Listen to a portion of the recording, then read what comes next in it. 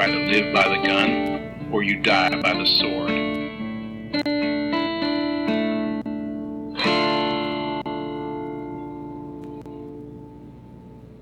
Today, for the first time, we return to the past, back to when we were a little blind podcast and movie reviewers who were just getting our toes wet, and we did a little bit of a disservice in combining multiple movies into a singular review. This time we are returning to the Tale of Zatoichi to kick off our series on disabled martial artists. It's true. It's time we tackle this movie in its full. We give it the full spotlight it deserves. Exactly. So welcome to the Good, the Bad, and the Weird podcast. I'm Nico. And I'm Chris. And we've been talking about doing multiple Zatoichi movies for a very long time, probably since we started this podcast. Yeah, it is a long-loved series by you. Very much so. And also, we did, like I said earlier, we did the disservice of combining it with the Book of Eli. Not that we were wrong in doing so. No, the concept still stands, but there's so much to talk about with Zatoichi. Exactly. So, The Tale of Zatoichi is based on the short story by Kon Shimozawa and screenplay by Minoru Inuzuka, directed by Keniji Misumi, starring Shitaro Katsu as the iconic and groundbreaking role of Zatoichi. Absolutely. Masayo Banri as Tane, and Siguru Amachi as Mike Hirate. Yes. And is about a traveling blind gambler in Yakuza who bums off a clan who thinks they can use him as a secret weapon in their turf war. This one is the first in a long line of Zatoichi-based movies, and I like that it starts us off without too much explaining of who Zatoichi is. It just kind of throws you in and just lets you figure it out. Exactly, but it does also do a good enough job of working the legend of Zatoichi into all of it, or like building up his legend as we go along instead of like, okay, it's just a blind masseur. Well, and here's something that I like about the series in general, is especially the first one, is unlike, for example, Lady Snowblood, where we're watching the legend become the legend. Mm-hmm. In Zatoichi, it's implied that he's already something of a legendary figure. To certain people. Well, and that tracks, though, for the rest of the franchise. Granted, I've not seen all of them. There's 26 movies, I believe. Uh-huh. There's 100 episodes of a TV show. There's a stage production, which then was turned into a movie. You know who did the stage production, right? I can't remember. Takashi Miike. That's correct. Okay, there it is. This is an incredibly long-lived franchise. And so, granted, with a grain of salt, I haven't seen every single piece of media that belongs to the Zatoichi franchise, but I did spend now 2 weeks kind of binge-watching as many and out-of-order movies as I could. Well, good on you. I mean, there is a lot to go through, and every time I see someone like, oh, I'm going to start this, I give them the heads up. Watch them at your own pace. Do not burn yourself out on them. There are a lot. And then on top of that, Beat Takashi also has one, the guy who did Kenny, the guy who is actually Kenny, or not actually Kenny Blankenship, the real person that we translated into Kenny Blankenship for MXC, yes, that Beat Takashi did adaptation of Zatoichi. Of course. And so, granted, there is change and differences as you go through the franchise. Nothing stays exactly the same for 26 long movies. Mm-hmm. But something that I do like that is consistent, and it's consistent from this first movie, is that Zatoichi is always a bit of a legend to the right circle of people, and for the most part, his skills stay about the same. He doesn't, like, Goku keep leveling up. He just goes to a new town. Yeah, and it's a bunch of people underestimating him. Yeah, and I kind of like it that way. No, 100%. I mean, it really works into the serialized, not genre, but formatting of you keep him moving, you keep the stories interesting, and that's how you work through it. And while I do think the first one makes sense as the first one, I don't think that the rest of them need to be in any form of order. Outside of the second one. Yes, you have to watch the first one, and then the second one, and then any of those ones can be out of order, because the second one is a direct and tied-in sequel to the Tale of Zatoichi. Yeah, but those movie's not going to end on a cliffhanger, spoiler, I guess. But, like, I appreciate that this movie franchise kind of, from the get-go, said, hey, this is the character. You're gonna watch him be in a bunch of different towns and do kind of sort of the same thing in every town, but it'll be a little bit different each time. It's like ordering a hamburger with a slightly different topping at every different restaurant. I love it. Exactly. Not every Zatoichi movie is for everyone, but there is a Zatoichi movie for everyone. I completely agree. Yeah. So our sources for today's episode include the Blind Swordsman documentary by filmmaker and Japanese cultural scholar John Nathan, which is mostly just backstage footage of the show. Yeah, I mean, it's fun. The better part of the special features was an interview with Nathan, Mm-hmm. as well as serialized success, an interview with Asian film critic Tony Raines. Along with the delightful book that came with the box set collection. Very much so. So Zatoichi is based off of an essay. Yes. And when it came to Dae, Katsu requested to be in it because he knew how to play blind, as he was trained in the shamisen by a blind teacher.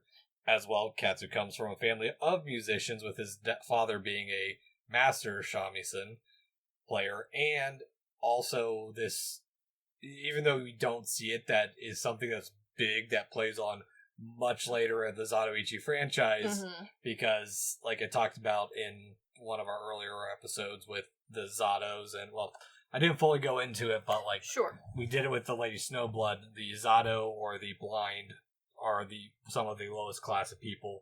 They can only become musicians, acupuncturists, and masseurs. Yes. So some of the long lists of skills that I have written down for just the first movie, that it's implied. Granted, some of these I think are more seen throughout the later series. Ichi is known to be a master masseur, gambler, especially dice, acupuncturist, singer, plays music, kanjutsu and swords master, general sword skill, sumo wrestling, and a different type of jujutsu.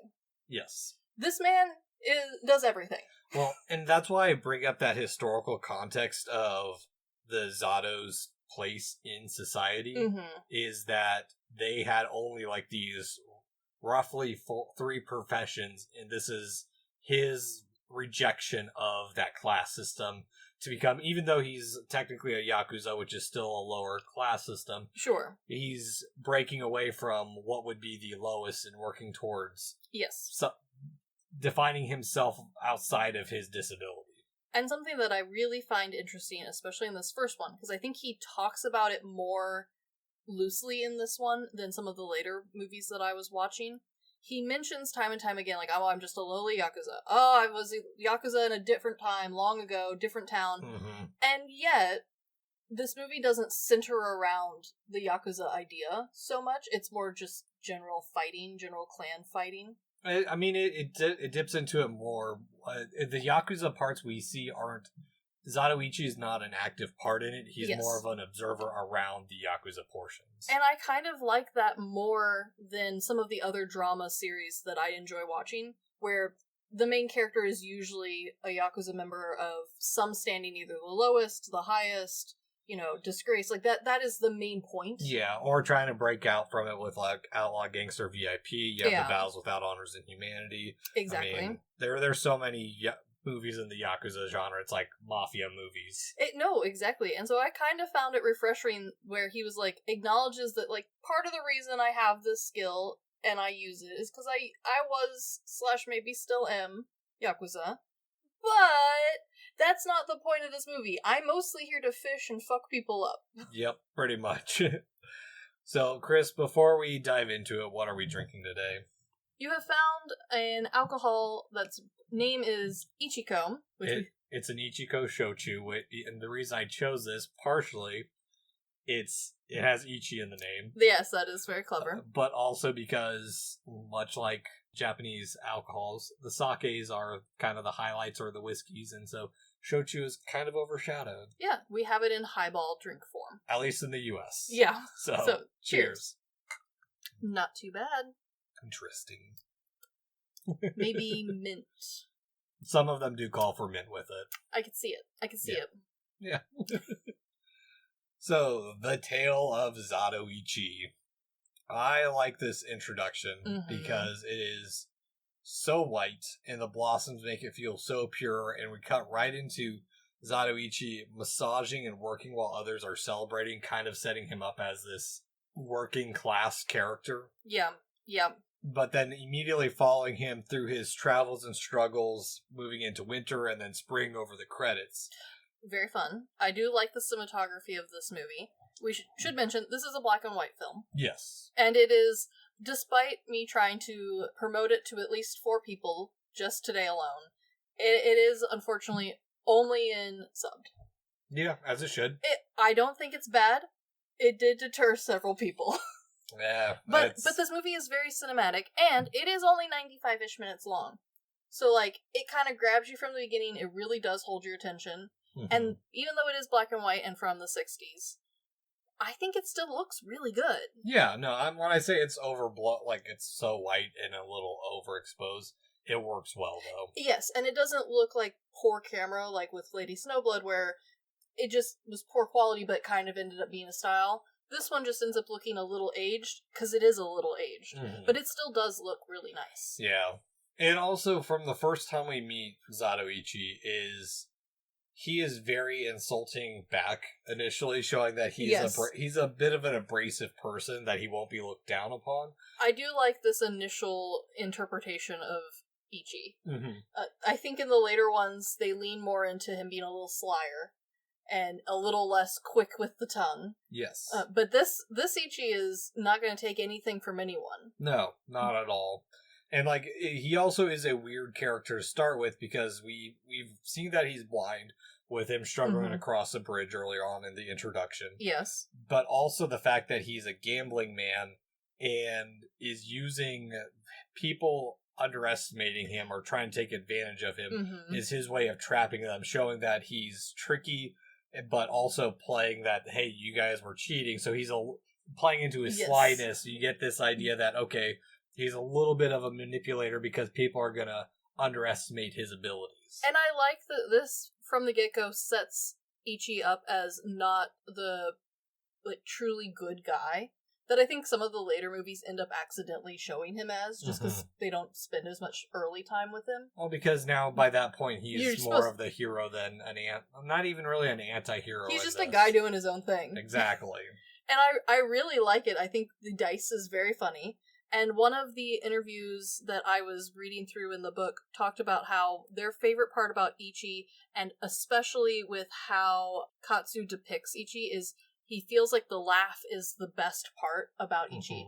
He has a really wide range of sly to humorous to almost menacing laughs throughout this movie. Well, and it's not, I would argue against that. That is much more later on, as Katsu really developed Zatoichi as a character. I see that. In this one specifically, if you go back from watching later Zatoichi movies, he's a little bit more, I'd say, close to the chest. Like, he's very much this abrasive character. We don't have really any definition to him yet. True. And he hasn't really developed those telltale characteristics of the Zatoichi character that we see later on, especially like the eyes in the back and lifting just to show the whites.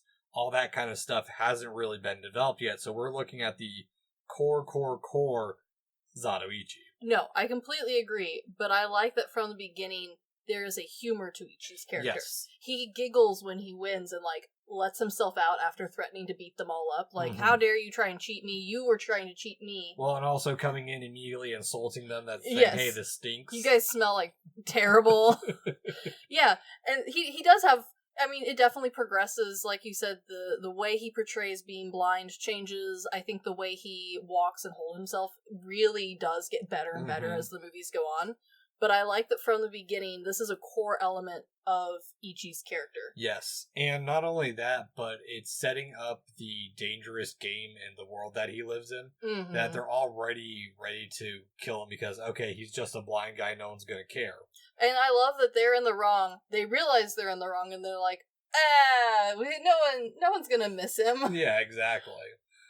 Also of note, I forgot to bring up in the beginning that, we mentioned this, almost 7 years ago now. True. Zatoichi is based off an actual blind Yakuza from the 1930s. Yes, and granted, I didn't get to read all of it, but he's a bit more of a minor character in the essay. They moved him to the main spot for the movies. Yeah, because it makes more of an interesting character, to be honest. That, and I also think just from a movie standpoint, a blind character is really interesting on a movie screen because we are a third party watching, whereas in an essay, you're limited on characters and how long it can be, and most of those are written with some form of one person writing.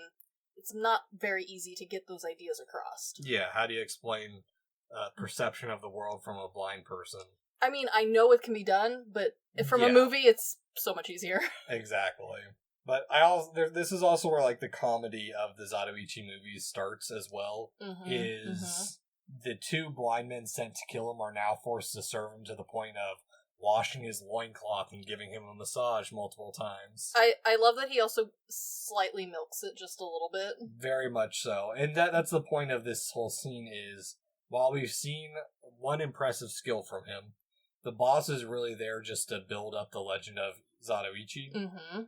And I also appreciate that in him doing so, even though his flunkies saw he got away from basically cheating them out of their money, they still don't fully believe that the blind man is capable of what their boss is building up as a tall tale, potentially. And I like that they never truly believe the full extent of the legend, right? That's too crazy. Yeah, maybe he's okay with a sword. Okay, maybe he's a trustworthy friend. Maybe he is decent with a sword. Okay, so he's decent with a sword, but how decent is he really with a sword? And they just kind of keep adding layers of questions on as the movie goes, despite multiple of them having witnessed stuff later on. Yeah, and as we get to see Zatoichi build outside of the one trick we see later on. Yes, the one trick is cool. There's multiple things that show how skilled he is.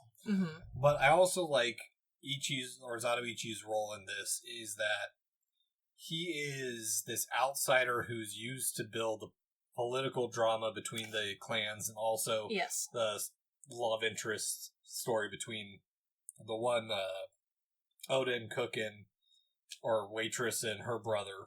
Yes, the side interests are fun and yet distracting all at the same time.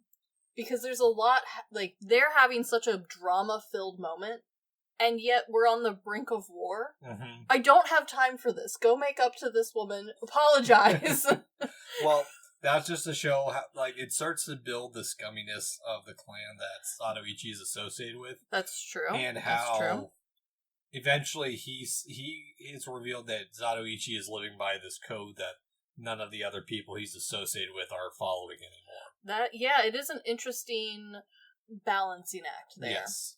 Because, honestly, after that first initial scene, there's a large part where Zatoichi's not really talked about. I mean, there's the dinner to build the potential clan war with the Shigezo,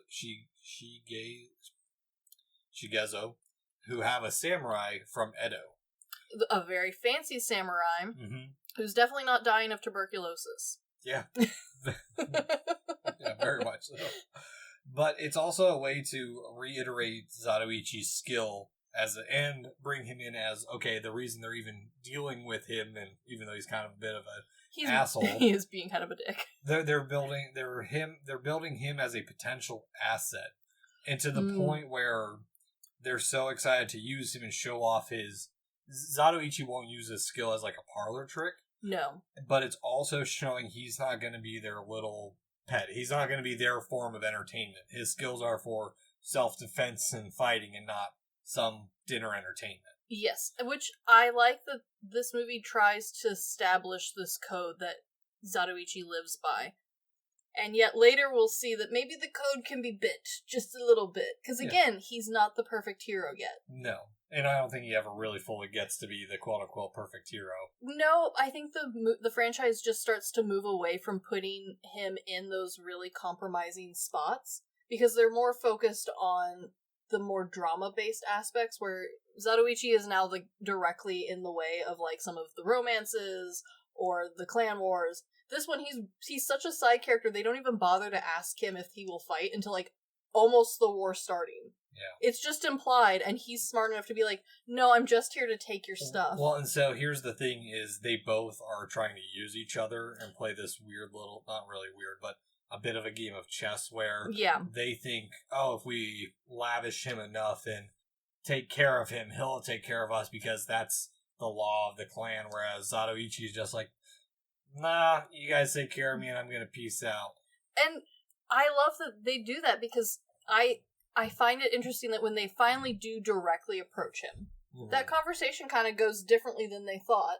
But they do eventually get around to kind of an agreement. For them, it's a bad agreement, but they do get around to one. And I fully believe that if they had, like, from the get-go discussed any of this, they could have saved everyone a lot of time and a lot of money. Yeah, that clan probably would have been wiped out because there would just been a samurai. Yeah. And I'll get into why that works. Why it's necessary to have these two. No, they are balanced. Yeah. I completely agree. Like, for the clan, I see why they would want Zatoichi. But I also think that if they had just come straight up with it and be like, hey, so, look, we're in a rough spot. Can you do anything here? Well, see, I don't think that would have worked because they have to wine and dine him to the point where he's obligated to repay them for how much they've done for him. See, you're thinking like they are, and Zatoichi does not care. Well, that's the thing, is like, that's how they get him in, is they have done so much of that, and Zatoichi is a man of the code. Kind of. We'll eventually talk about what price Zatoichi agrees to pay. Yeah. But the way they shift from the political turmoil to Otane, which is the sister of Tate, the guy who's being masseur to Zatoichi, and kind of his babysitter. It's very much his babysitter. They bring her into frame through the window, which allows the shift of focus to Tate being a real prick. And to the point, like, his sister doesn't even trust him to do the right thing. She's really hounding him. Mm-hmm. As she should be. I mean, he does. We now learn how much of an asshole he is. To the point that he's also trying to get her back with, how we find out, obviously an abusive ex. Yeah. And I find it so interesting that he won't talk to the girl that he's gotten pregnant. That's the whole reason the sister shows up, is to be like, hey, you have got to do something about this. At least talk to her. And he's like, no, I don't want to talk to her. She's starting to show, bro. And he's like, no, that's not really my problem. Yeah, and she's like, I'm going to go tell Dad on you. And you know what? Good for her. Yeah, but it's also, that's the other thing too, it's not just a scene to build the drama. True. It's also to show Zatoichi's skill, where Tate asked, did you hear anything that you said? He said, oh, I just heard her name, said a lot. And it's also, this scene is also to show he's got skills of, he's just tossing coin after coin into a cup. Yep. And on top of that, from the beginning, she very, very silently just walks into frame to try and get his attention, very discreetly. And Ichi's the one who goes, oh, someone's out there, right? Yep. Who is that? Good Man hearing. is like a bat. Yeah. No, exactly. He has to be. Especially later on in the movies when they start focusing on ear movements. Yes. Well, yeah. Yeah, we'll see that quite a bit in the next episode we do on this. Yeah, we will. But the way they do this on this movie as well is there's a good focus on his ear in the next scene and building up that he's hearing some person walking up on him that we find out is the samurai. But it's this good building of friend or foe that we already know Zatoichi has a bit of a target on his back from that ripping off the gamblers. I also really like how they film this scene to get the point across of how good Zatoichi's hearing is. He does multiple times say things to, like, imply, like, oh, I heard the person way across the courtyard. I'm not missing out on anything. But in this scene specifically, they use really good imagery, plus elevating the crunching and footfall steps to kind of imply to the audience, like, he might not know who it is, but he knows exactly how heavy that person is. He can hear the jingle of the sword. Yep. He can hear, like, when the foot is falling and what we're walking on. And they do all of that with really nice, clean cinematography. Very much so. And like you said, it's the emphasis on the special effects and with the ear as well. Is like that just emphasis that he's still that focus on the ear, the way he portrays just like, okay, this is what I'm listening to. Yeah. And he, like, to the point where, like, he's even able to tell that the bobber's down. Something very, like, interesting. Because the way that they are fishing, what they're fishing for is essentially bait. So the bobber on this one is essentially a little piece of straw that goes vertically in the water, whereas a lot of us, especially if you fish as a kid, you're used to the bigger round bobbers. Those have a bit more weight, and you can kind of imagine, like, oh, I would feel that. A lot of people still do, because, you're busy talking, you're drinking, you're having your cheese puffs. This is literally like a tiny piece of straw that's vertical in the water. It's really hard to tell when these minnows are biting because you're not fishing for a big fish. You're fishing for bait to then go catch a big fish. Okay. So this is like extra impressive. I thought they were I thought they were fishing for carp. You use the bait to then get the carp. Okay. So like you'll see in like a later scene, he even takes a little tiny like reed thing with him. That's for you to like put in the water and shove the bait that you've caught into it, and like they can't swim out because it's cone shaped. It's inverted cone. I've seen those. But instead of like putting bait in there and letting them come in, you're catching them one by one and like shoving them in there. And then later, hopefully in the week or day, you would then go back out and like catch a carp or a trout or something. Okay. But I do like this finding of a kindred spirit as outsiders, and this is starts to build that theme of Zatoichi never really finding a place, even though he is amongst other outsiders like himself. True. This movie does start the trend of multiple characters befriending Zatoichi. But it's a simple and effective way to just build their camaraderie to the point like even Zatoichi can tell that this man is sick. Okay, when he first asked, I was like, what about this man is giving sick? Having read into it, he's supposed to be dying of tuberculosis. You end the movie knowing that like he coughs up blood and dies that way. It's thus implied that Zatoichi can hear his lungs slightly rattling from multiple feet away. Superhuman. Well, even the guy sits next to him for a while too, so... Yeah, but I mean, the movie doesn't go out of its way to show him like wheezing or coughing in front of Zatoichi. Zatoichi just can hear that his lungs are fucked. Yeah, very much so. And like even on building up Zatoichi as a character, the way he returns back to the clan and Tate is suspicious of him. It starts to build not only Zatoichi as this person that Tate knows is listening and is skillful. Yeah. That to the point that he's paranoid of what is he doing outside of my supervision. And I like that it eventually starts to play into his character when he does get people coming to talk to him privately. He's like, no, they could hear you, and he like walks to the far end of the courtyard, which we then learn does nothing. But he's taking this extra step of he's the only one so far to be like, oh, this guy, he might be everything that they say. Yeah, no, exactly. And I mean, we do see that too. Is while we know Zatoichi's a gambler. When Tate drops him off, it's like he's dropping him off at the gambling hall to be babysat. It does very much give, like, please watch the child vibes. Very much so. And to be fair, Zatoichi doesn't go into the gambling hall. He goes into the Odin shop so that way he can dig up some more drama. So I do like how he just, like, waltzes in and he's like, I'll have whatever smells good. Also, tell me, you're like so-and-so's dad, right? He didn't even tell me you worked here. Exactly, and that's where he works so well as the main character in this movie, is that he gets to be privy to all the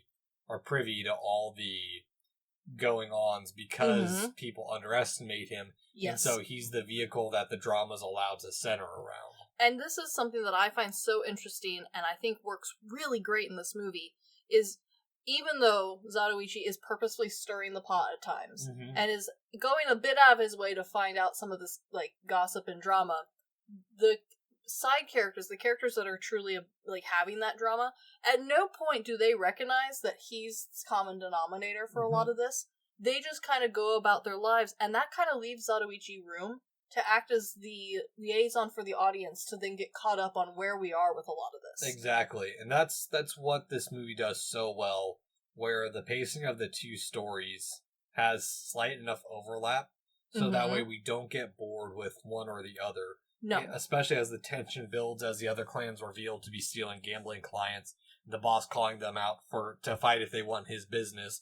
And I think the way the boss is built up is that he's bolstered because he thinks that he's got the only secret weapon of Zatoichi. I completely agree. And the other thing that I like about this movie does really well is technically this is more of like a period drama piece than like a Yakuza piece or a samurai piece.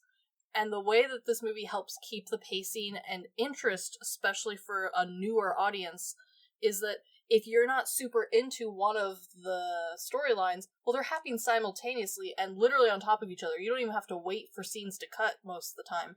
So you can kind of just pick and choose which part of the story you're most interested in. Yeah, it's the specific terms are it's a chanbara, which is swordplay movie. Sure. And then Jidaigeki, which is the period drama. And it's very much so. We saw the exact same thing happen in Gladiator. Yeah. Where there's multiple elements working together, focusing around one central character or one central aspect of the movie. Mm-hmm.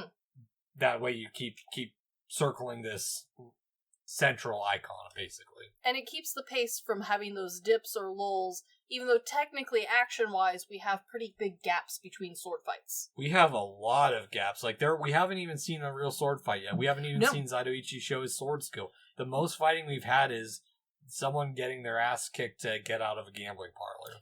Honestly, yeah, but you don't feel like you've missed anything yet. No. And I think that's really impressive, especially for a movie that normally I think I'd be bored in by this point with nothing, no quick flash of, display. We don't get a display until much later. Actually, we do get a display real soon, too, but not from Zatoichi. That's true. We get that, we learn more about Hirate in the next part, where we learn he's a drinker, definitely sick. Yes. And he shows his skill with his practice out of nowhere. So the practice looks really goofy, I'm not gonna lie. It does, but it's also to show that he's a little bit disciplined, that maybe he is a little bit more than who he says he is. But what's interesting about this scene, too, is that he's drinking in a place that's technically below his station. You gotta remember, this is old school Japan where there's a heavy, heavy class system. I will say that I do think it's probably extra implied that he is not the great samurai from the beginning, and only because he's the only one with a bad haircut. And honestly, I think a lot of especially modern and Western audiences aren't probably going to recognize the importance of the hair in this movie. Yes, he doesn't have the traditional bald part on the top. He's very much a Ronin. But here's the thing, and this is a great attention to detail on the costuming departments for this. Not all of his hair is the same length. Yeah. The top is, grown out like a year's worth, whereas the sides are still in the correct, long, he still does the ponytail sort of style. So, at one point he was honorable samurai, and then probably about a year ago when he learned he was sick, he stopped being honorable for some reason. We don't ever know. He was just never that good. Maybe he was never that good, yeah. Yeah. But good enough to be a secret weapon in the Yakuza War. But the other thing, too, is, we bring up all those little stylistic things. And granted, also, his robes aren't of the best quality. No, even his quote-unquote nice robe, when he asks the, monk boy to go get it for him, it's not great. No. But him drinking in the kitchen really shows how he sees himself as a person. I agree. And even with them building up the other side of the war, getting, okay, well, now we've got another secret weapon.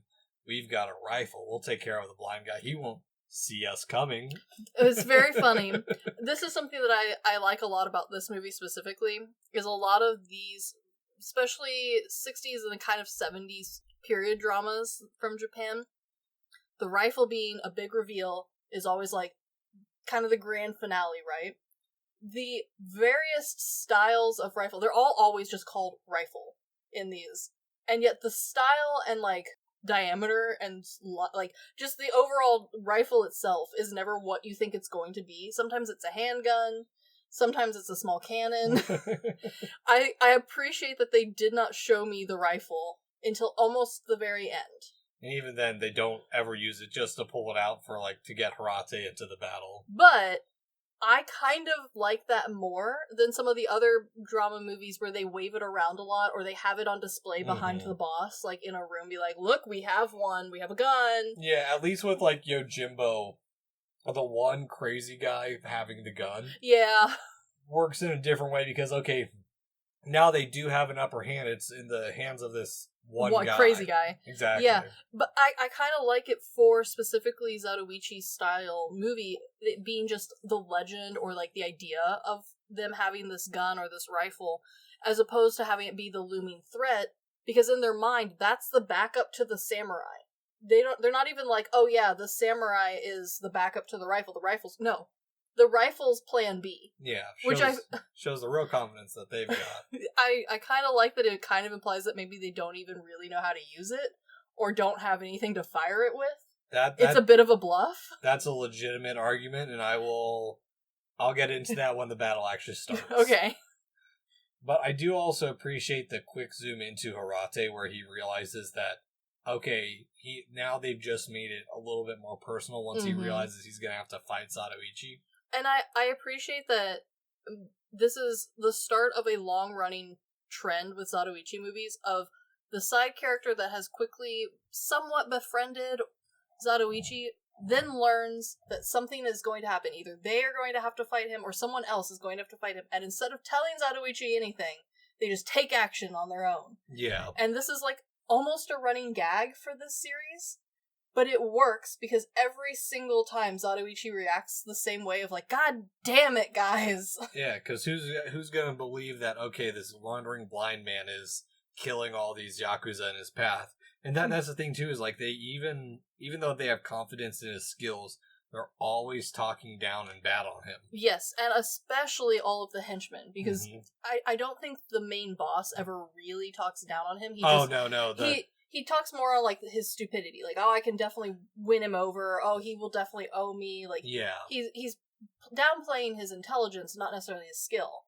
The rest of this group, they are not impressed at all in any way. They're not even impressed by his super bat hearing. No, yeah. Well, and that's the thing is, like, also the importance of zooming in and getting close to his ear makes it a little bit more personal to him. Yes.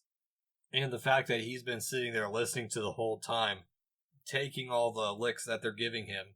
And he's not hiding. He's just quietly sitting amongst them. No, exactly. And like, they are not paying any attention. Exactly. And that's why he works so well as being this dangerous character, and why Tate's, like, suspicion of him works so well. And I think it really goes to show, like, how much they are not paying attention to him. Because Zatoichi does not blend in with this group. No. The costuming and the character development team on this movie did a great job of making sure that everyone's outfit, while not overly lavish in the same way that Lady Snowblood's costuming was, everyone is distinctly fitting into the very formulaic and hierarchical system. Like, you can tell at a glance, even without knowing that information about this time period. You can tell right away that Zatoichi's different. His hair is completely different. His outfit is completely different. I mean, he's bald. Mostly. He has kind of an outgrown cut until, like, halfway through the movie when he goes to the barber. Yeah. So, like, and everyone else has their silly ponies. Yeah. Like, all of the ladies have the same haircut, which is it's correct for the time period. Even if you don't know that, you can pretty quickly point him out of a group. Because hair was a symbol of class. It was. And on top of that, while, you know, you might not be able to quickly point which outfit is the nicer one, Zatoichi's the only one who, wears his a specific way. He never, like, tucks it up into his undies like all of these guys are doing when they're, like, laying around or being chill. He's always just, like, kind of normal wearing his clothes. Yeah. And they're the most boring brown clothes on the planet. Everyone else has a slight pattern. A little bit of something interesting. I don't know, you could tell brown and black and white. Okay, so the reason I'm saying brown and not black and white is because, like, you can definitely tell who's wearing black in this movie. There's a couple of times where there's a very crisp belt or a very crisp kimono, especially from the women. And, like, while I have no direct proof that it's black, or brown or anything like that, you can tell based off some of the later movies. And also, like, the implications of, like, what color probably went with what. This movie, while shot in black and white, does a great job with, like, imagery. They regularly mention the plum blossom and how pure and how sweet it smells. We get multiple of the women while they are background characters. We know kind of what colors they wear because they're colored on the movie poster. So we kind of have, like, a rough idea, and we know Zatoichi's not wearing anything nice. Yeah, no, exactly. He's wearing essentially a potato sack. Kind of. But I like this scene, too, because while Zatoichi is kind of more a jovial character for the last, I guess, half hour, 30 minutes, or 40 minutes of this movie. He definitely lets himself be free a little bit. Yeah, he lets out his anger in the fact that he did all this training to earn respect to go against the station of his life. Yes. And not be just stuck to being a master acupuncturist, musician, or masseur. Exactly. And so that's why what he previously held for just, okay, this is for my self-defense, he's now showing off his splitting of the candle in midair to prove them all wrong and be like, hey, and it's maybe don't look down on me. And it's the coolest version of this trick. Because it's straight up the wick. The flame never goes out. Yep. Granted, later on in the series, because he plays 26 versions of Zatoichi, he does get very good at the, like, sword play. Especially later on, he gets better at being, like, pretending to be blind and showing, like, the difficulties of that and how he navigates the world. I think he also gets much better at, like, acting with the sword. Yeah, and to be fair, this is the first Zatoichi movie. This wasn't planned to be like 26 movies. But I still find it very convincing, even though the cut is like really abrupt for a movie that hasn't been doing these hard cuts yet. I still found it very compelling and like sitting there being like, ooh, that's pretty cool. Because that's how fast he is supposed to be with his skill, is that you only ever hear him resheathing the sword is how fast he's supposed to be. It is very cool. But, well, and on top of that, sets the commanding presence of what he is. And the boss is such a kiss-ass to that Zatoichi basically has him eating out of his hand that, like, hey, if this goes to war, he's like, you're asking me to put my life on the line. The other thing that I really like is we now know for sure that the tiny stick is his sword. And he uses it in such a symbol. His cane. And I say tiny stick because multiple characters will hand him a longer stick. Because this is the most impractical stick for a blind man, because it's only like, 2-ish feet long? Yeah, he has to kind of waddle as he's feeling around. Yeah, it's very much too short to, like, be super helpful. And yet he constantly uses it as his as his cane to, like, feel around. I find it interesting that we wait until this moment to get confirmation that that is his sword. And we see that he wields it differently than a samurai sword. Really kind of hammering home all of the elements of who Ichi is. He is different than any expectations possible. And yet, this sword in and of itself is such a great symbol of who he is. Oh, very much so. And, like, the expectations of what he is and can do is also seen in the next scene where, like, Tate's killed. Yes. The girl he got pregnant. Not Ichi, the brother Tate. Yeah. The girl is dead. She's found floating in the water. I do like that they asked her to float face up, so that way she didn't have to hold her breath so long. Yeah. But it works so well because, like, Tate can't fool Zatoichi. He can't straight up call him, like, yeah, I know you killed this girl, but he's like, I'm on to you, man. I appreciate that, to kind of keep playing into Zatoichi's character of not being truly good or truly heroic. He doesn't call him out and be like, hey, that was your fault. But he's clearly judging him. Well, and on top of that, how we start seeing him interact with Tate is, it's no longer Zatoichi being babysat. No. Zatoichi is just happening to show up at the right times, almost like he's following Tate to make sure he doesn't do anything even worse than he's already done. Yes, and again, it's at no point does he, like, call him out, no point does he confront him in the way that, like, a lot of these other drama movies would have had their, like, quote-unquote hero do. Ichi's still not, like, a good guy. He's not, like, sticking up for anyone. He's still got number one, rightfully in the middle of his focus. Yeah. But, if we're happening to go the same way, I'll make sure you're not too much of an idiot on as we go. Exactly. Like, even his smile he gives him as he returns to said, like... And this is the start of where I think the laugh development as the, Ichi movies go on. Yeah. Really starts to, pick up, and you can start to see, this is, the beginning of him having those very distinct... Because it goes from being I've won, it goes from being self-satisfying to kind of menacing at times. It feels like a threat. Mm-hmm. Oh, very much so. Because, it is turned around as we've seen his skills. Mm-hmm. The whole clan knows that he is a bit of a threat. But even now that they've all seen it, more than one time we'll go to a different group talking about him and how, I don't know if he can actually take on a samurai. Yeah, that was a cool parlor trick, but I don't think he can take on a samurai. But at the same time, their other options are not great. Well, not just that, they haven't been as close to Zatoichi as Tate has. That's true. Tate's been giving him massages. He's listened in on multiple conversations. Well, and I think also it's really starting to, like, weave those two storylines together with Tate, where he's truly the center point of those two stories. He's in the group that's about to go to war. He really needs Ichi to be on his side because he doesn't want to die. Exactly. But also, all that drama, he started it, and now it's really becoming a problem for him. Uh-huh. Yeah, and I think that's why we have all this drama build up. There's, even with the peaceful times, there's still that uneasiness building, because while he and Hirate decide to, like, hey, we're gonna not kill any fish because there's already been enough killing in the lake. Yeah. Like, they need another reason to drink. Honestly, that was a weak excuse to just drink. But it just builds this silent tension of, they both kind of know that they know 100% that they're their enemies, but they can't help but find companionship as outsiders. Yes. And it's like the little details of when he's wanting more sake, like he brings his glass up in to clink the pitcher in front of him instead of like having it brought to him. So it's like this back and forth, and like even as they build up as warriors, that Hirate senses that they want to fight each other, but it's not because of the potential beef war or potential Yakuza beef. Yes. It's because they're both at their core a little bit of warriors themselves.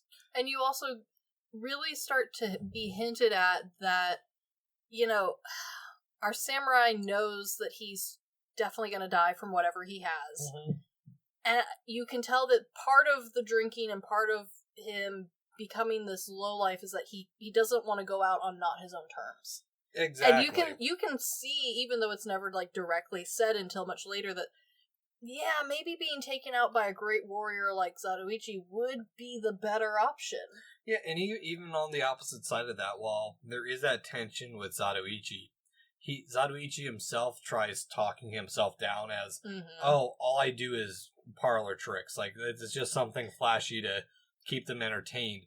But the other way that you show that he cares about this person is he asked to give them a massage. This is the first time that he's, as far as we've seen, offered. The first scene, probably hired to do it. Other than that, he's been given the massages. No, absolutely. And I think that trend played for quite a while, at least from what I saw from the other movies, where he would just be told, like, oh, the masseuse is here. You go over there and work on that guy. Or, oh, come here and work on my shoulder. Yeah. Well, and on top of that, the way he works as this anti-samurai culture character is that he's also sharing glasses with someone who's, even though he's fallen below his station or is hanging out with people below his station, he's still better. He's still socially technically higher, way, way higher than Zatoichi could ever hope to achieve. Yeah, and even though we do see, especially with the costuming, that, like, yeah, he's no longer the wealthy samurai he probably once was, he's still not wearing the sad potato sack that Ichi is. No, exactly. And also just to show Zatoichi's character is, he's being honorable when they start talking about, okay, well, we have war plans, and he's, like, immediately, like, ready to go. Like, I'm out of here, I don't need to listen to any of this.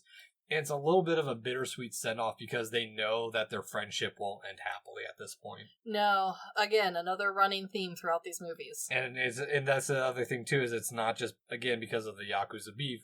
It's because they're intrigued by each other. And that's the issue of, like, these fighting warrior classes is... Yep, you can't keep hanging out together. Nope. Not forever. And I appreciate that, like... I appreciate how careless or less cautious the rival Yakuza gang is while they're... Yeah. Because they're so confident in the rifle and their samurai. Is that they're so concerned about leaked information when they really didn't say anything. No, like, really, like, not enough to be new news to anyone. No. And on top of that, you're gonna take out a guy who was just drinking with a samurai. What an idiot. Especially the samurai that's your secret weapon. We're gonna kill his supposed friend. Yeah. Dummies. Oh, 100%. And this leads to one of the... It's cool. Most iconic scenes in the first Zatoichi movie. It is a cool scene. One, I do also find kind of funny, because the kid leaves the lantern like it's gonna help Zatoichi will make his way through the door. I know. Okay, it works as a way to like blind the other characters, blind the people who are pursuing him. It also works in showing that the like monastery kind of has Zatoichi, like they've recognized that he's like a good enough guy to hang out. Like, oh, our samurai guy who's living here likes him. We'll send a kid with you. It's dark out. Like, it doesn't matter to him. He can't see anyway. Well, so the lantern's for the kid mainly. No, it is. But like, when they send him out, they're like, "Oh, it's dark out there. Be careful on your way home. Let me send the boy with the lamp to go with you." It's like, what? It's the same journey there and back for Zatoichi. He doesn't know. They don't know that. It's a courteous thing to do. It's courteous, and I think it also is that last little step to show some of the code that Zatoichi has, because he sends the boy away before any swords are drawn. He kind of has that hard rule of like, no, we're gonna handle this. That's why he has the lantern still, so that way it's a beacon of like, hey, go away, so that way the kid's not ambushed. Exactly. Yeah. Okay. That makes much more sense, but it's still a little comedic. I did find it funny, especially because like the head monk is the one who's like, "Oh, it's dark out there. Watch your step," and it's like, he can't do that ever. Oh yeah. Well, it's also our opportunity to see Zatoichi actually kill. Yes, and this is an interesting fight because now we really get to see the difference in fighting styles between these samurai trained warriors and Zatoichi's style, which is specifically Yoka. Yes. So it's a quick draw style that's meant to get the blade back in its sheath as fast as possible. And it looks really cool and very distinct against these other styles, because he holds his blade backwards compared to the other swords. It's a much more crouched stance. It's more of a dagger fighting style than an actual like typical sword fighting style. And from a movie standpoint, it looks really cool against the silhouettes. Exactly. And it's a lot more flashier than what we've seen in previous samurai films. Oh no, I completely agree. And this is where the balance between most samurai films either does really well or fails totally. Because samurai, and honestly most big sword fights in general, are not really that fun to watch because they're over pretty quick, and it's not the long Pirates of the Caribbean swordplay that we kind of enjoy with a movie. Mm-hmm. This does a great job of having it be flashy, it's fast, and it's distinct enough to kind of get you to be interested without necessarily going over the top and having this whole choreographed dance that goes with the sword fight. Yeah, it's not the slow pre-spaghetti western tense drawings. Exactly. We're quick, we're to the point, but it at no point feels that over-the-top, like, almost fantasy-level sword fighting that we get to kind of in the 90s and 80s. Yeah, very, very much so. And also, I like how when Zatoichi does return, he makes that snide remark to Tate that, afraid I might have fallen into the lake. And, oh man, he takes it so hard. He takes it so bad. Very much so. I mean, it's like, he's really fucking with him. And he's really messing with this guy. So here's the other thing too. When he gives Tate the sake. Mm-hmm. Do you think he intentionally, or he was planning on having Tate show up with the sake to the rival? Because like they beat they beat the delivery guy to death. Oh, maybe, I don't know. Yeah, it would be clever enough to be believable. Yeah, I think that might have been his intention, or just spook him a little bit. I definitely get the spooking, because this guy's now, like, on pins and needles around Zatoichi. Everything he says, while not necessarily a threat, this guy's like, oh my god, he's gonna get us. Yeah, well, on top of that, it shows him scummier because he buys the cheapest sake and pennies the rest of it and doesn't even deliver it himself. That is funny, but I do think that his samurai friend would have understood. No, maybe. I think they're on the same wavelength here. But it also builds up that Zatoichi shows up at the right time, where Tate's still trying to get his sister back with the ex, and he's just like, yeah, maybe don't do that in front of Zatoichi. Yeah, I like how this ends, because there's now more more development to that Zatoichi character that eventually becomes kind of who we know him to be in the next couple movies. Yeah, and it's our last bit to really build up the romance for him and True. the potential of a future with a woman. Yeah, and I like how it's quick, because for the audience, we're watching this from Zatoichi's point of view. In his mind, no, there is nothing, but she sees a savior. Mm-hmm. And I like that it's this quick, like, oh, I'll wait for you, I'll be ready for you tomorrow. And he's like, why? Yeah. Why bother? We barely know each other. I was just walking you home, because remember, there was nobody in that courtyard. Yeah, exactly, exactly. But it's also that last little reprieve before we get the start of the battle, because Ichi's side's also a little, or Zatoichi's side is also a little bit scummy, taking advantage while Hirate's sick and getting ready for war, which they're using it as a way to, we're going to avenge Inosuke's death, but it's really like, okay, we're just taking advantage while we still have the upper hand, and now we can be a dick to Zatoichi. Absolutely, and now we get to where, how much is Zatoichi worth?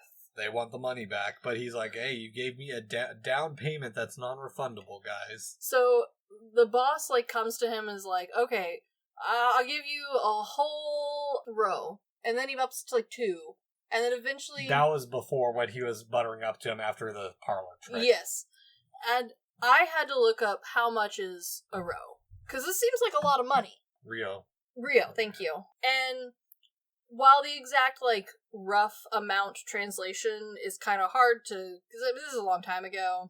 This is also a fictional movie, so, Well, it's all... I've also tried doing or finding some easier calculations, and it's hard because the worth of Rio back in the day was based off rice. So, it varied so drastically from year to year that you can't really 100% estimate its worth. However, if we kind of put it into perspective on the rice, because that's where I also came to my conclusion. One of them is roughly equivalent to a whole year's worth of rice for one samurai. That's his pay for the year. You get a whole year's worth of food for free. You're good to go. So it's essentially a year's worth of McDonald's. Or a year's worth of a bag of rice. Or a year's worth of a bag of rice. So he's saying 1 year's worth of rice. No, I'm worth more than 1 year's worth of rice. I'm worth 9 years worth of rice. Yeah. And that's pretty ballsy for someone who normally gets paid in nothing.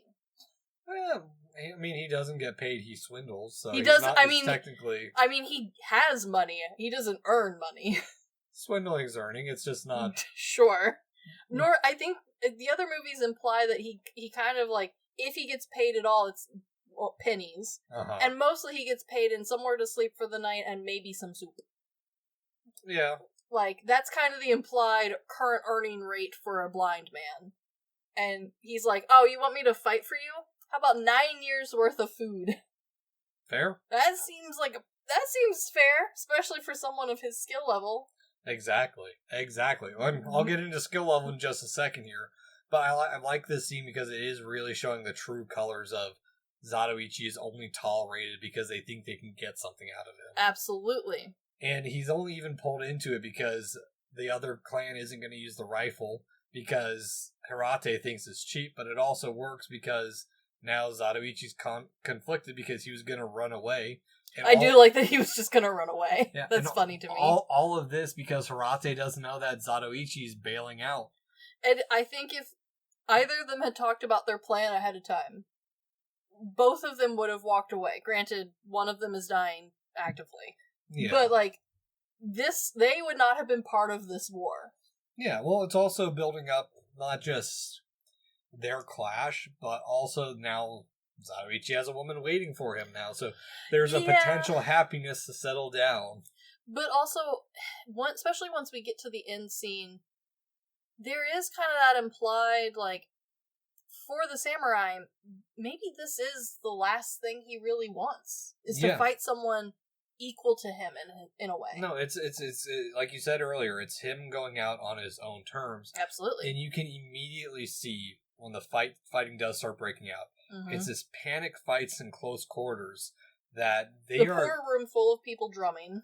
Oh, yeah. Well, that's the other thing, too, is, like, it's showing up that not even the non-clan members are not safe between these two. Mm-hmm.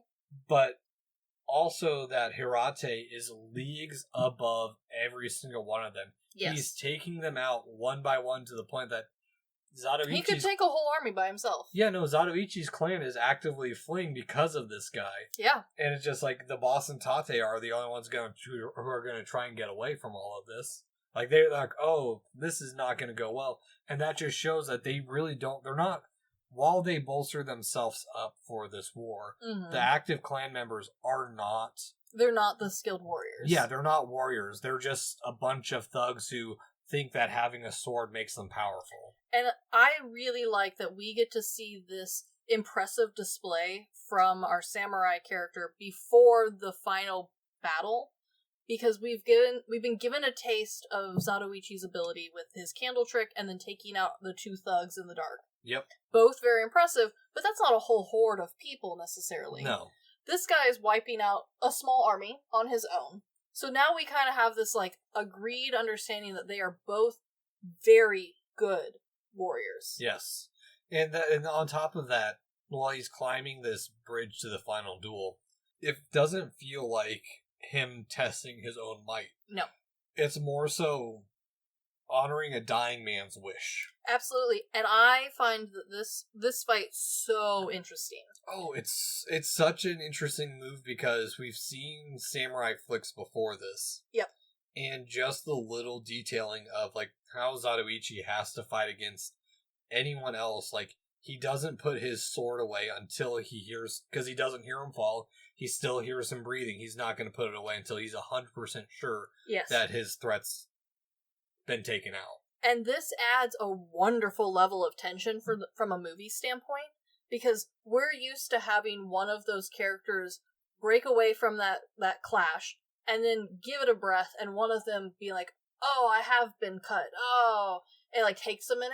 Mm-hmm. They wait for, like, almost a full minute before going back in for a second round, and that tension was wonderful on screen. Exactly. And that's where the flashiness versus that tension building works so well compared to some other movies where the final duels are like, okay, it's a bunch of building and then it's just one flash of the sword and it's over. Yeah, absolutely. Yeah. It also, with surprise, surprise, Hirate dies. Well, we knew it was coming. But Katsu's quivering lip betraying, like, his previous stoic nature of, like, you can tell that this really affected him. Mm-hmm. Like, and to the point where, like, he's not joining in the fight. It bolsters the gang to fight back, but he's not joining. No, he's not. And you see a little bit more of his character in the fact that he's still defiant in the end of, like, oh yeah, here's all the money you're worth, and he spits it back in their face of, like, all this death was senseless. Like, this was a stupid clash that led to his friend dying, and not probably that he doesn't care about all the other people, but the fact that a bunch of people had to die over basically two secret weapons that this clan thought was going to win them the war. Absolutely, and it just kind of goes to that final thought that we had of our samurai, as he dies, says, like, oh, I'm happy that this was my end. Yeah. And yet Zatoichi, this is not the end he wanted. No. And it hits that bittersweet ending that really becomes kind of a hallmark of Zatoichi films, is they all kind of leave that, like, oh, he'll never be happy. Yeah, it's setting up that continuously wandering vagabond. Yes, and it does so really well, because, yeah, he's not happy, but he walks away with an honor that kind of leaves the movie feeling finished. Yeah, there's a couple things that happen with it, too, especially, like, him using his winning money to pay for the funeral, and supposedly giving up the way of the sword. I mean... Supposedly. We will see him do this 26 more times. It works because this... a standalone movie. Yes. Whether it was successful or not, it still ends on that positive note of, okay, he's just going to continue his journey, he's going to keep living. And honestly, that's kind of how all of the movies handle it, and I like that so much for a serial movie, of, like, we know that this is going to kind of come back around, but leaving the character on a note of, like, he could just wander forever in your mind. Yeah, well, not just that, but, like, well, one, I appreciate that Tate gets his comeuppance and gets knocked into, like, he doesn't even need a sword to take someone out. And he drowns. How fitting. Yeah, but Zatoichi taking the hard path when the love interest is just sitting there waiting for him is just really showing him as a character that he doesn't want to drag anyone down into his position. No, it's building all of the layers that will end up becoming this big honor code of Zatoichi. And it does eventually kind of change how these movies have to be shown, because he accidentally becomes a hero because he has so many, like, rules and honor systems to himself. Exactly. And I like that for the first movie especially, we see where he's willing to bend those rules, and we see where he's not. Yeah, and when he does bend them, it's usually for the greater good, or the good beyond himself. Or he's, bending them because the person he's bending it for is not the greatest person. Like, we're gonna steal all this money from these guys because they don't deserve it. Exactly. And honestly, I can see why especially this one, despite the ending being a bit one-off, would spawn so many movies. Oh, absolutely. I mean, Zatoichi from the beginning is this underdog, and he is a likable character despite him being rough and being a little bit of an ass at times. No, absolutely. And I do think that as the series goes, Katsu, the actor, becomes so much more comfortable in him and develops him so much better that you really enjoy seeing the progression of his acting style, which is honestly something we don't get to say a lot. Because most of our actors do maybe a handful of the same character and then move on, because that's just kind of how the world works. Oh, and especially the transition from... So, to give you a little bit of spoilers, Dai, who originally did Zatoichi, did go bankrupt at some point. You don't say. Think 1970s. Yeah, and so when they went bankrupt, Katsu took over the Zatoichi movies with his own production company. Good for him. And that's when you see this shift, which we'll talk about next week because we're skipping ahead quite a bit. We are, but I mean, that's kind of how I watched these movies.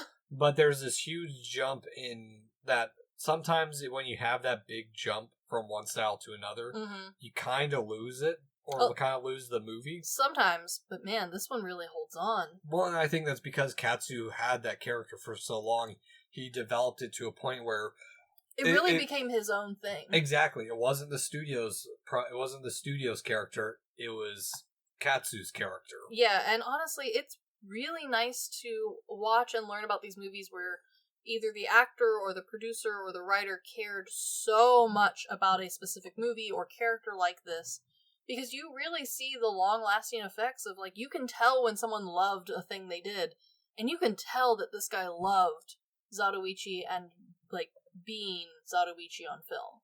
Exactly.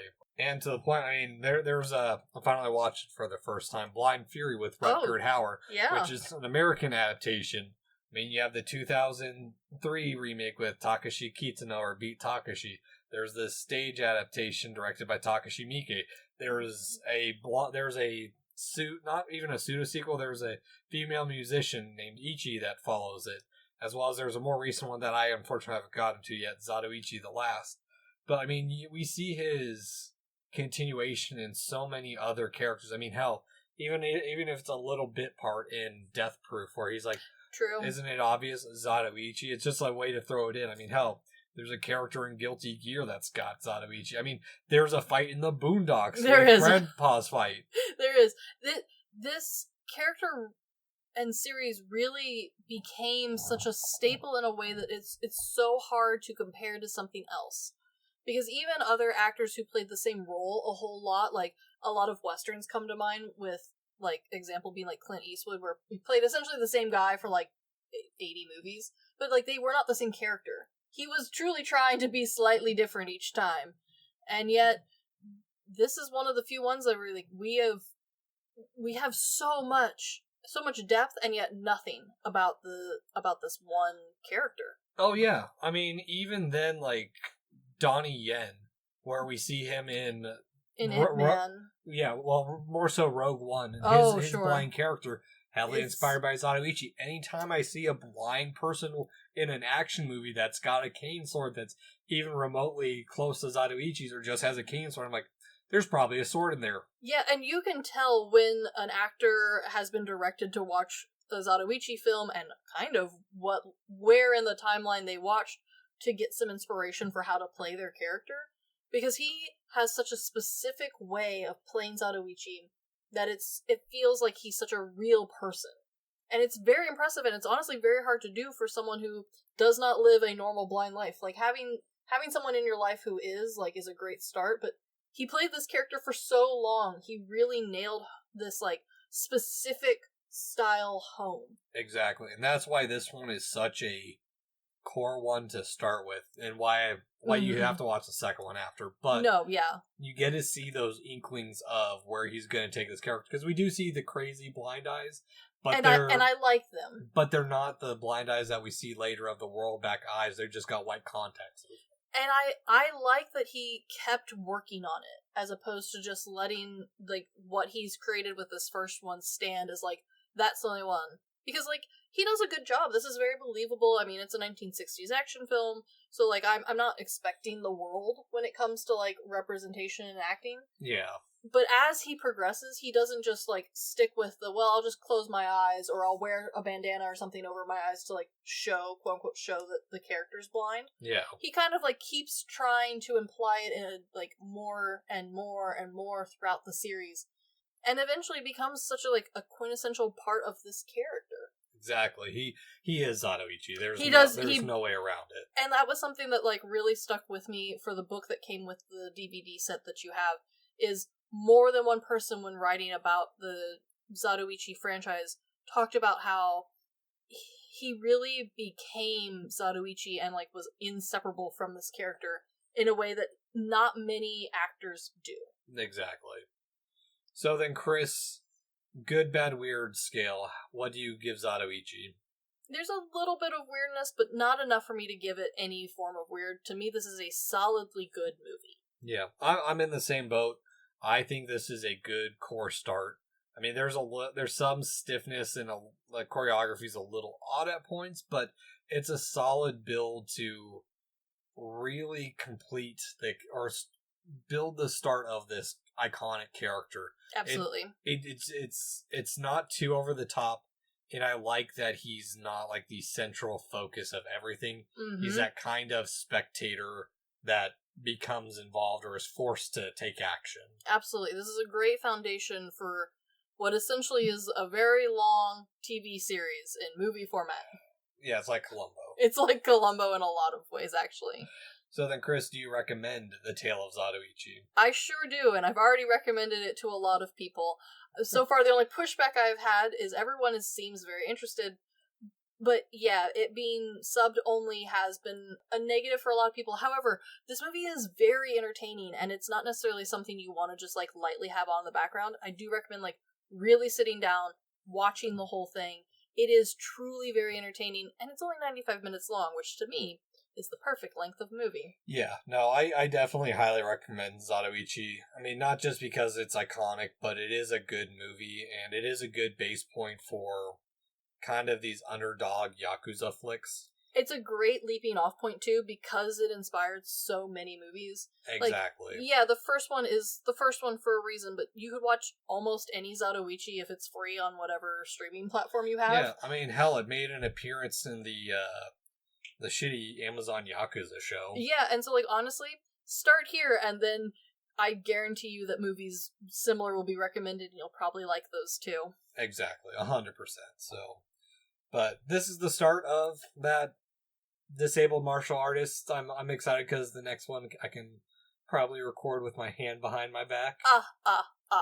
Yeah. Well, you'll see where we're going with this, but I'm really looking forward to it. It's been a topic that I've been interested in a while, especially since we did our last martial arts bits, and it is a group of movies that you don't really realize exist until you start realizing just how many are in this pool. And a lot more than we originally thought when we originally planned this out too. Yeah, and like how many variations, because it's not just blind or one-armed swordsmen out here. There's a little bit of something for everyone. Yep, crippled Avengers.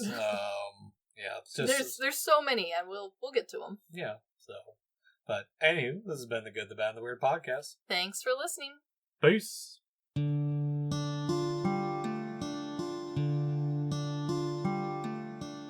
Thank you for stopping by this here town of the Good, the Bad, and the Weird. We appreciate your listenership, and if you want more of our takes in your life, feel free to check us out on social media at The Good, The Bad, and The Weird Podcast, or TGTBTW for short. As well, if we missed a fact, your favorite part of a movie, or just have a suggestion and want to reach out and say howdy, feel free to email us at tgtbtwpodcast@gmail.com. And feel free to join our Discord at The Good, The Bad, and The Weird Podcast, where we talk about movies, just share random banter here and there. And always, check out our podcasters, streamers, or any other content creator we shout out in our episodes. We really appreciate it. And as always, thank you for listening. Peace!